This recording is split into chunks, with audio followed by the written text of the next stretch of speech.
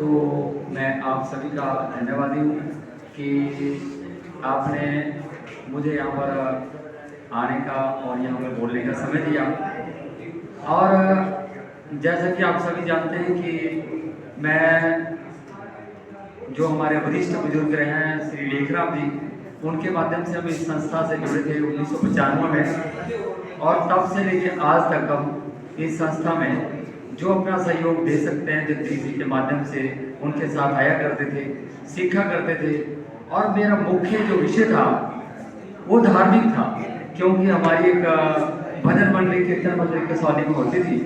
तो सदगुरु कबीर साहब के विचार हमने सुनने और संतों के बीच में हमारा आना जाना रहता था। तो मेरा मुख्य उद्देश्य रहता है कि समाज सुधार से पहले स्वयं का सुधार चाहिए, तन पर करें नियंत्रण और मन का सुधार चाहिए। सदगुरु कबीर साहब ने कहा कि बुरा जो भोजन में चला, बुरा न मिलिया कोई, जब दिल खोजा आपना तो हमसे बुरा न कोई। विभिन्न प्रकार की गलतियां होती है और इंसान से ही होती है, इसलिए कहते हैं, बार बार हमको इशारा किया जाता है कि कल की गलती को हम आज सुधारे भाई, हो जाएगा आने वाला कल सुंदर सुखदाई। आग बुझानी हो तो उसके ऊपर डाले पानी, कभी आग में आग डालकर आग नहीं बुझ पाएगी। तो पुरानी गलतियों से हमें सबक लेना है। इसलिए कहते हैं कि अगर गलती रुलाती है तो ये राहें दिखाती है, बशर गलती का पुतला है, ये अक्सर हो ही जाती है। जो गलती करके समझ आए उसे इंसान कहते हैं, जो पराया दर्द अपनाए उसे भगवान कहते हैं। कभी धनवान है इतना, कभी इंसान निर्धन है, कभी सुख है कभी दुख है, इसी का नाम जीवन है। जो मुश्किल में ना घबराए उसे इंसान कहते हैं। ये जीवन एक उलझन है, कहीं धोखा कहीं ठोकर, कोई जीता है हंस हंस कर, कोई जीता है रो रो कर। जो हंस के गुजर जाए उसे इंसान कहते हैं। छोड़कर काहिली अपनी बहाता जो पसीना है, करे पुरुषार्थ जग में सफल उसी का जीना है। इस तरह से हम संसार से निकल जाए इसे इंसान कहते हैं। तो हमें सदगुरु कबीर साहब ने यही आदेश दिया कि हमें बेहतर इंसान बनना है और सत्संग के विचारों को अपने जीवन में ढालना है। इसलिए उन्होंने कहा है कि तीर्थ के फल एक है, संत मिले फल चार, सत्संग मिले अनेक फल, कहीं कबीर विचार। और उनकी वाणी में भजन में बार बार हमें चेताया जाता है, परंतु हम क्या करते हैं कि अपने कार्यकलापों के बीच में सिर्फ हम दो तरह की सुविधा की तरफ ध्यान देते हैं। हम अपने घर में सुख और सुविधा जोड़ते हैं, हम अपने घर में शांति लाने का प्रयास नहीं करते। इसलिए एक भजन के माध्यम से बात आती है कि क्या हाल कहूँ अपने घर का, सुख तो है लेकिन चैन कहाँ। घर में बीवी और बच्चे हैं, नौकर भी अच्छे अच्छे हैं, मौजों के भरे समुद्र है, सुख तो है लेकिन चैन कहाँ। तो अगर हम सदगुरु की शरण में आएंगे, सदगुरु कबीर साहब की वाणी को मानेंगे, संतों की वाणी को मानेंगे, तो हमें क्या अलग मिलेगा। सुख और हमारे पास है, भोग की वस्तु हमारे पास है, परंतु शांति से रहना हमको नहीं आ रहा है। इसलिए कहते हैं कि कह ही हम बिन सदगुरु की माने, सुख तो है लेकिन चैन कहाँ। अब चैन हमें क्यों नहीं है। कहते हैं नशा चढ़ा है बढ़ते हुए धन का, और उस पर है जो जवानी का, परिसमाया वाले दफ्तर में, सुख तो है लेकिन चैन कहाँ। तो सदगुरु कबीर साहब हमें चैन से रहना सिखाते हैं। इसलिए वो कहते हैं कि बहुत पसारा मत करो, कर थोड़ी की आस, और बहुत पसारा जिन किया वो भी गए उदास।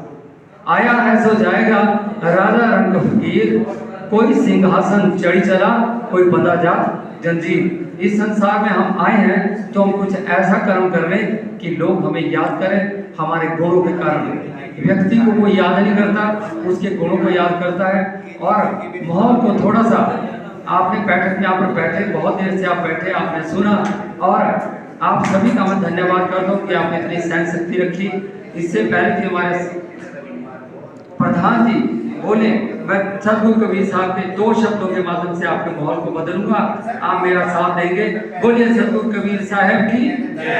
यह कहना संत कबीर का है, आपस में लड़ना ठीक नहीं, यह कहना संत कबीर का है, आपस में लड़ना ठीक नहीं।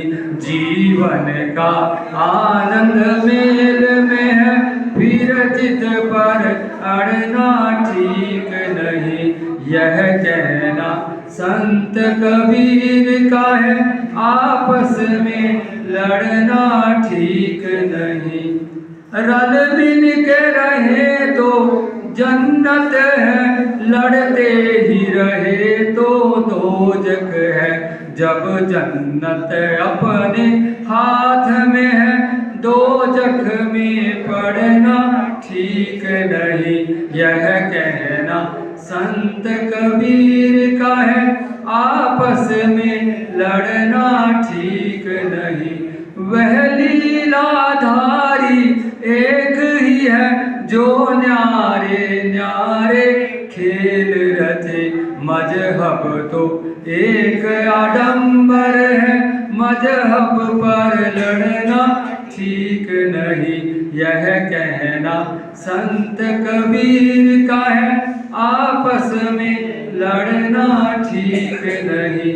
हम जिसके नाम पे लड़ते हैं, उसने तो सबको प्रेम दिया, उस प्रेम से लाभ उठाए हम। आपस में झगड़ना ठीक नहीं, यह कहना संत कबीर का है, आपस में लड़ना ठीक नहीं।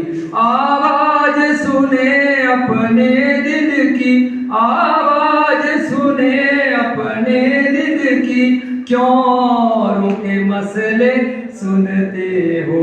जो असल तत्व है दिल में है, वो फिर औरों से लड़ना ठीक नहीं, यह कहना संत कबीर का है, आपस में लड़ना ठीक नहीं। सद्गुरु कबीर साहब का ये आदेश है कि शब्द समारे बोलिए, शब्द के हाथ न पाओ। एक शब्द करे औषधि और एक शब्द करे घाव। इन शब्दों को भी संभाल के बोलिए, इन शब्दों में बड़ी जान होती है। इसी से हिंदू की प्रार्थना, मुस्लिम की आसान होती है, और यह समुद्र के ऐसे मोती है जिससे इंसान की पहचान होती है।